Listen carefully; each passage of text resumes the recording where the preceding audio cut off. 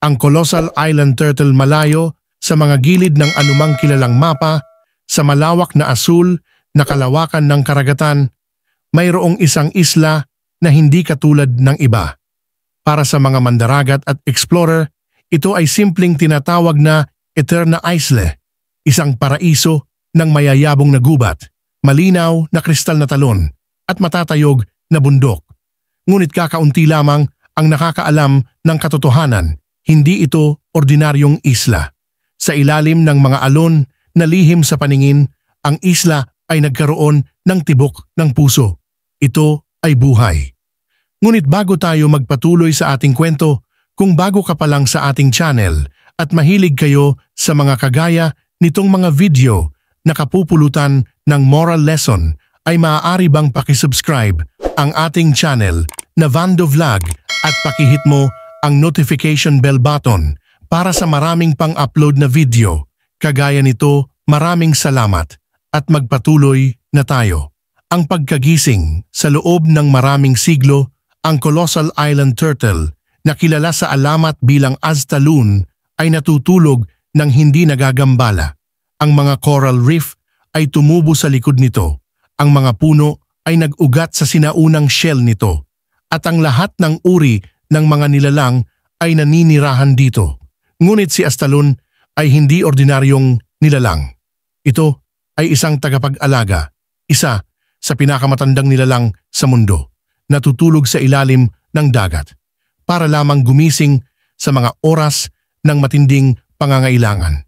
Isang araw, dumilim ang langit habang nagkukumpulan ang mga ulap ng bagyo. Isang malakas na alon ng tubig na mas mataas kaysa sa alinmang bundok ang tumakbo sa karagatan na nagbabantang lamunin ang mga kalapit na isla. Ang mga tao sa dagat, ang mga mangingisda at mga mandaragat na noon pa man ay gumagalang sa karagatan, ay nanalangin para sa kaligtasan. Umabot sa kailaliman ang kanilang mga iyak kung saan natulog si Aztalun. Gumalaw ang sinaunang pagong. Sa isang malalim at umaalingaw-ngaw na buntong hininga, iminulat nito ang napakalaking mga mata. Bawat isa ay kasing laki ng parola. Nanginginig ang lupa nang magsimulang gumalaw si Aztalun. Dahan-dahang bumangon ang napakalaking pagong na binuhat ang buong isla kasama nito. Ang tubig ay umagos mula sa kanyang shell habang ito ay bumagsak sa ibabaw. Ang mga bundok ay naging mga tagaytay sa likuran nito. Ang mga talon ay natapon sa mga gilid nito. At ang mga puno ay umuugoy habang umaalog ito sa mga siglo ng pagkakatulog. Habang papalapit ang tidal wave, humarap si Aztalun dito. Sa isang malakas na hininga, ito ay nagbuga ng malalim. Dumadagundong na nagpadala ng shockwave sa karagatan.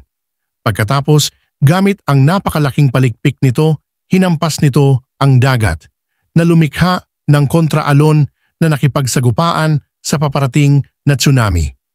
Umaalingaw-ngaw at bumagsak ang tubig, ngunit ang lakas ni Aztalun ay nanatiling matatag. Nabasag ang alon at naligtas ang mga isla. Ang pagbabalik ng isang tagapangalaga, ang mga taong nakasaksi ng himalang ito ay umiyak ng may pasasalamat, nagsisindi ng mga parol at ipinadala ang mga ito sa langit bilang handog ng pasasalamat. Si Aztalun na ngayon ay ganap na gising ay pinanood sila ng mahabang sandali.